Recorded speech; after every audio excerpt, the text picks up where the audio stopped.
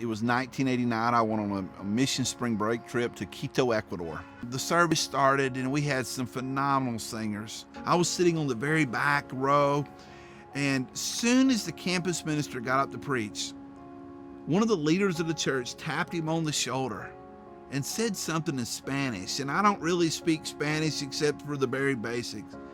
And before I know, they looked out and they pointed at me and they said, "Can this guy come forward?" And they wanted to hear me preach. And they says, "He has been with us all day long. Our people want to hear from him." I spoke for the very first time. I have not stopped preaching since. Since God has called me, what I need, he gives me. You spend a lot of time in his word. You spend a lot of time in prayer. And I think I have the best job in the world. We need strong leaders. And if you like to lead, it's amazing what can happen. And I have found that when you're really walking with the Lord and God's with you, as God's with you, you have the majority. You have the majority.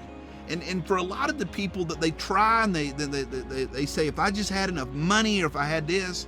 But you know, leadership's all about influence.